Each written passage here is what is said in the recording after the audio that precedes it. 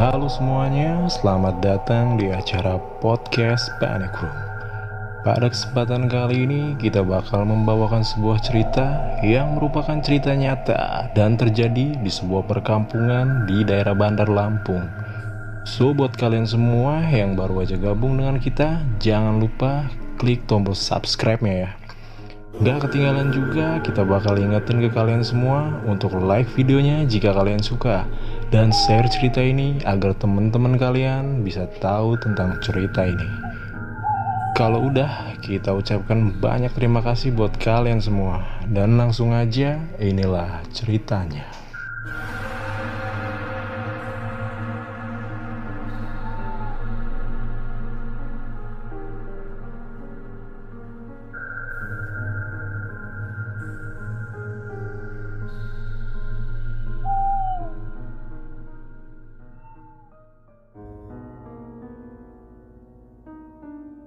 Ada ungkapan yang mengatakan bahwa dekat dengan agama membuatmu jauh dari kemungkaran. Ungkapan itu tidaklah salah, tapi tidak selamanya benar. Seseorang yang dekat dengan agama tidak selamanya menjadi orang yang jauh dari kemungkaran. Ada kalanya keadaan yang terlalu sulit bisa juga menggoyahkan iman dan ketaatannya. Seperti cerita kali ini yang akan kita bagikan. Cerita ini merupakan cerita nyata yang pernah terjadi di kampung tempat kakek dan nenekku dulu merawatku saat masih kecil. Oke, perkenalkan, namaku Ipul. Kejadiannya terjadi saat usiaku sekitar 10 atau 11 tahun. Usia yang cukup bagiku untuk bisa dengan jelas membedakan cerita mana yang benar atau yang hanya sekedar isapan jempol belaka. Tersebutlah seorang pria yang biasa dipanggil si Gundul. Aku saat itu memang tidak tahu siapa nama sebenarnya dari pria itu. Tapi semua orang di kampungku memanggilnya dengan nama itu. Bahkan sampai ke anak-anak kecil yang mengenalnya. Aku biasa memanggilnya dengan sebutan Pak Le Gundul atau Lek Gundul. Sebutan untuk seorang yang kita anggap paman dalam bahasa Jawa. Le Gundul adalah pemuda biasa yang jelas merupakan gambaran orang kampung yang nyata. Sifatnya yang ramah dan senang mengasuh anak-anak di lingkungannya membuatku sangat suka berada di dekatnya. Kehidupannya sederhana dan jauh dari kata berandal. Lek Gundul hanyalah seorang anak dari seorang janda tua. Sebagai gambaran kehidupan orang-orang di kampung yang biasanya memiliki pekerjaan bertani, Lek Gundul tidak memiliki tanah ataupun sawah yang bisa digarap. Sehari-hari dia menjadi buruh serabutan dengan membantu warga-warga yang membutuhkan tenaganya. Kadang dia menjadi buruh tani dengan membantu memanen hasil ladang. Kadang juga menjadi kuling oret, yaitu membersihkan sawah atau ladang dari tanaman hama seperti rumput liar, atau menjadi kuli bangunan.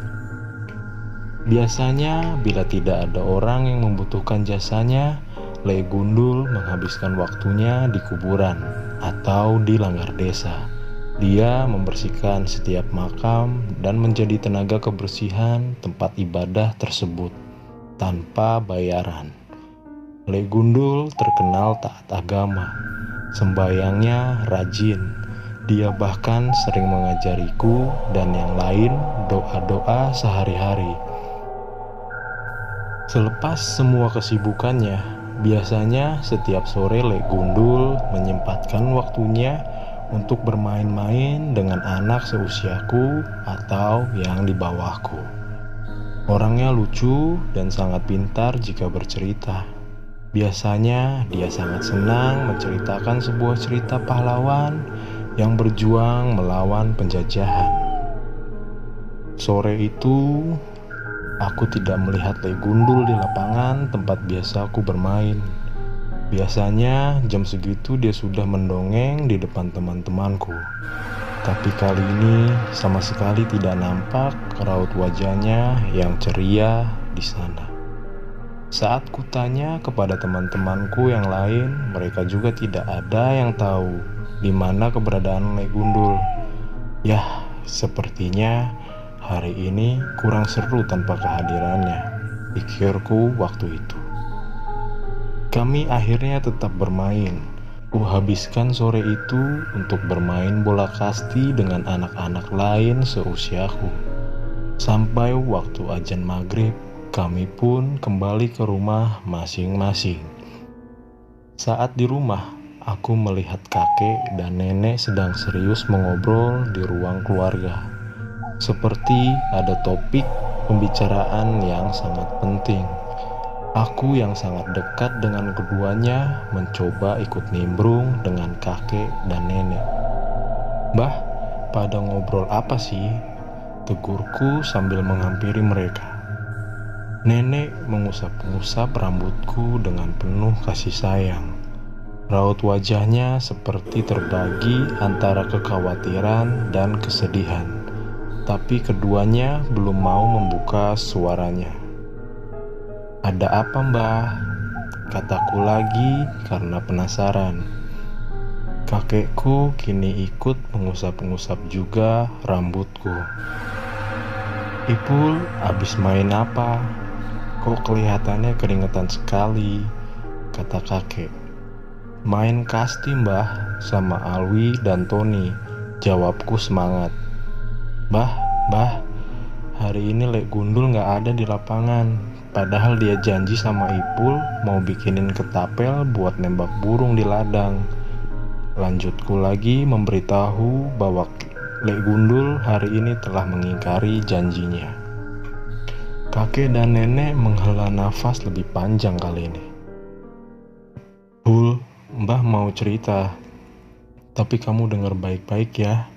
Ini tentang Lek Gundulmu itu," katanya penuh isyarat. "Kenapa, Mbah? Lek Gundul ke ladang lagi?" tanyaku.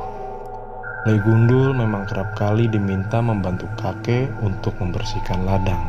Simbah putri atau nenek tampak memandangku semakin syahdu.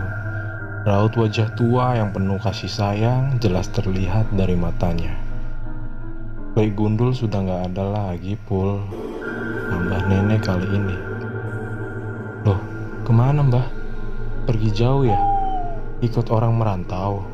tanyaku semakin kebingungan. Nenek yang seperti sudah tidak tahan lagi akhirnya meneteskan air matanya. Jatuhnya tepat ke atas jidatku waktu itu. Aku masih sangat ingat betul. Baru tadi sore, Mbah dapat kabar dari Pak Kades. Lek Gundul sudah meninggal. Kata-kata kakek yang barusan spontan membuatku kaget. Siapa yang bakal menyangka tiba-tiba akan mendengar kabar meninggalnya dari orang yang sudah sangat dekat denganku itu. Alhasil, tanpa peringatan, aku pun ikut menangis saat itu. Kurekam jelas di kepalaku bagaimana Lek Gundul sudah kuanggap seperti pamanku sendiri. Setiap kebaikannya melayang di pikiranku. Setiap senyum, lugu, dan ramahnya memenuhi ingatanku. Dan sekarang aku harus menerima kenyataan bahwa semua itu sudah tidak ada lagi. Aku sulit membayangkan bagaimana hari-hari nanti tanpa adanya kehadiran dari Lek Gundul lagi. Singkat cerita, kabar mengenai kematian Lek Gundul menyebar luas. Semua warga di kampung membicarakannya. Dari semua yang kudengar, akhirnya aku tahu bagaimana Lek Gundul meninggal. Sore itu, saat aku dan teman-temanku sibuk bermain, ternyata Lek Gundul masuk ke rumah seorang warga di kampung lain yang jaraknya lumayan jauh dari kampungku. Tanpa permisi, dia mengambil sejumlah dagangan dan uang yang ada di warung depan rumah orang tersebut. Ya, Lek Gundul ketahuan mencuri. Aku sempat tidak percaya dengan kabar itu. Namun belakangan, aku tahu ternyata ibu dari Lek Gundul menderita sakit. Batuknya sudah sangat parah dan mengeluarkan darah. Dan Le Gundul nekat mencuri di kampung itu demi mendapatkan uang untuk berobat ibunya di puskesmas. Ada juga obat-obatan warung yang diambilnya. Yang sangat naas adalah cerita tentang bagaimana dia meninggal. Saat pemilik dari warung itu tahu bahwa ada pencurian di tempatnya, orang itu dengan spontan memukul kentongan dan berteriak sekeras-kerasnya, memicu kehadiran warga yang lain yang kalap dan emosi. Le Gundul yang dasarnya memang bukan maling tidak lari sama sekali saat diteriaki. Dia hanya diam dan ketakutan. Namun reaksi warga yang sudah kehilangan rasa manusiawinya langsung saja menghajar habis Le Gundul tanpa kompromi. Menurut cerita yang kudengar, Le Gundul ditelanjangi. Setelah badannya babak belur dihakimi, kepalanya dipukul dengan menggunakan batu dan pemukul kentongan, sampai katanya kepalanya pecah dan cairan otak keluar dari sana. Seluruh badannya habis dikeroyok warga. Sudah tidak terhitung berapa banyak pukulan, tamparan, dan tendangan yang diterimanya. Biadabnya lagi, setelah semua perlakuan itu, Le Gundul yang sudah kesakitan dan meregang nyawa, tubuhnya dilumuri dengan garam tumbuk hampir sekarung jumlahnya. Hal itu membuat tubuh yang sudah tidak berbentuk itu menggelepar liar, lebih kesakitan lagi. Warga yang menyaksikan itu justru puas tertawa dengan segala kejadian tidak manusiawi itu. Sampai nafas Le Gundul yang terakhir, tangannya masih mengepal keras sebuah obat yang akan diberikan kepada ibunya. Juga uang sejumlah 4 lembar 500-an. Ya, Le Gundul mati karena obat yang harganya tidak seberapa dan uang 2.000 rupiah. Sungguh kejam orang-orang itu. Belum puas dengan semua siksaan mereka, warga membawa mayat Le Gundul ke pemakaman kampung dengan kasar dan diarak-arak, juga diseret-seret. Tubuhnya yang tak bernyawa lagi dimasukkan ke sebuah lubang yang asal saja dibuat di kuburan itu, tanpa dikembalikan jasadnya ke keluarganya, tanpa dimandikan dan disolatkan. Aku sampai menangis saat mendengar semua cerita itu. Tibalah saat kejadian mengerikan setelah semua itu. Setelah malam kejadian itu, warga kampung mendapatkan teror yang aneh dan menyeramkan. Sehabis Isya, selalu saja ada orang yang mengetuk pintu-pintu rumah di kampung itu. Saat pintu dibuka, sosok hantu Le Gundul berdiri di depannya. Dengan wujud wajah dan tubuh yang hancur dan basah bekas luka yang dilumuri garam, hantu Le Gundul mendatangi setiap rumah warga di kampung itu, membuat keadaan kampung menjadi sangat mencekam. Dalam penampakannya, hantu Le Gundul selalu saja berbicara tentang dia yang kedinginan, minta dipakaikan baju. Warga yang sudah ketakutan dengan kehadirannya, ada yang pingsan, ada yang teriak keras ketakutan, ada yang berlari kabur dari rumahnya. Rentetan kejadian itu membuat kampung itu menjadi seperti kampung mati. Selepas Isya, mereka tidak berani lagi keluar rumah dan selalu mengabaikan ketukan pintu saat malam. Tidak peduli siapa yang bertamu, tidak akan dibukakan. Bahkan yang tidak kuat sampai pindah rumah atau mengungsi ke tempat saudaranya di luar kampung atau di luar kota. Lalu sampailah berita itu ke telinga kakekku. Kakekku adalah orang tua yang dianggap sepuh dan ada kemampuan. Mendengar semua cerita tentang kejadian itu membuat kakekku miris dan sedih. Pak Kades dan beberapa warga kampung sebelah mendatangi rumah kakek dan meminta bantuan.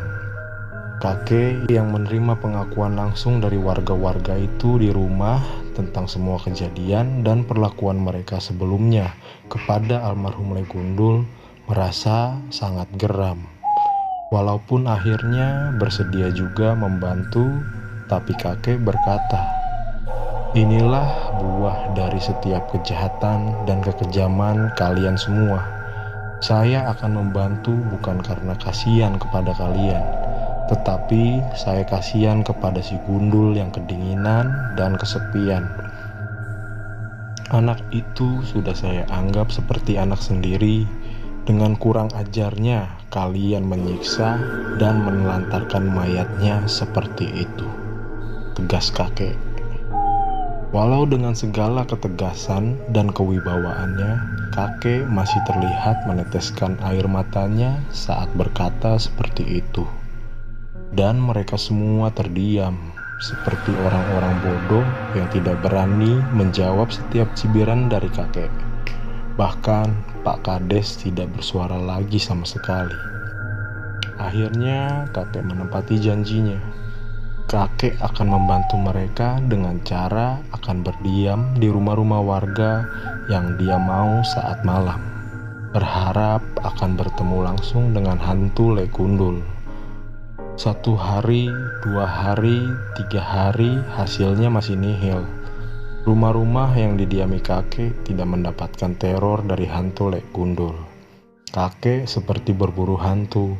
Saat semua orang ketakutan, kakek justru berharap bisa menemui hantu Le Gundul secara langsung.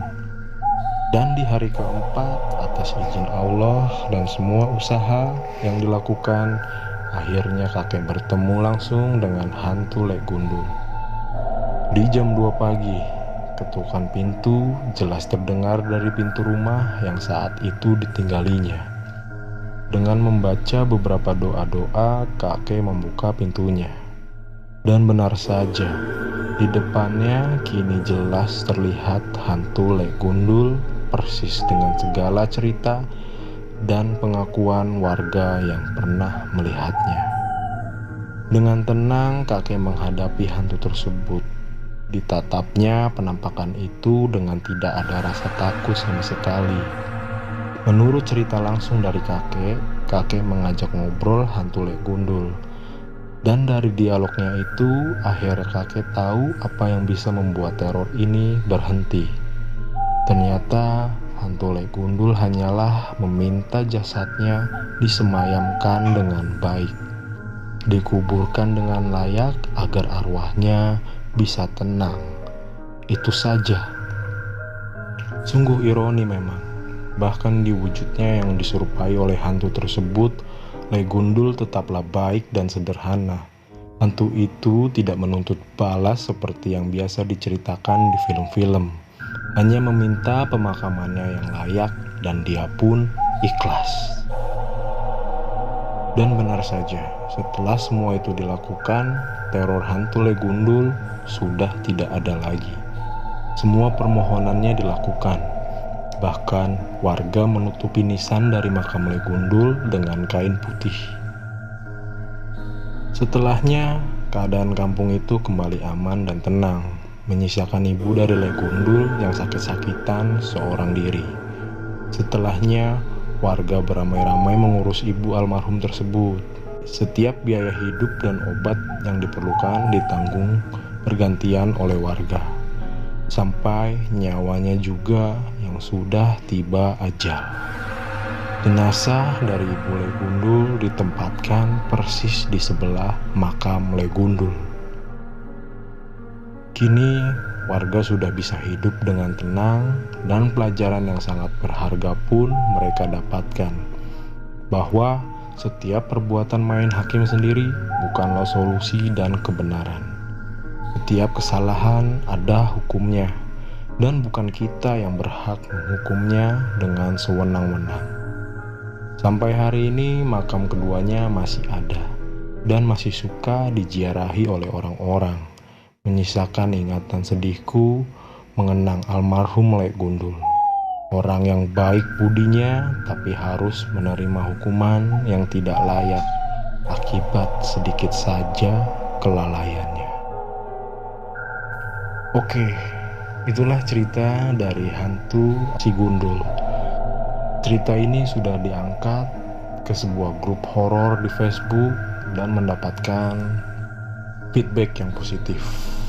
Semoga kalian suka. Jika suka video ini, silahkan klik tombol like dan juga share kembali video ini kepada teman-teman kalian semua. Dan mari kita merinding bersama.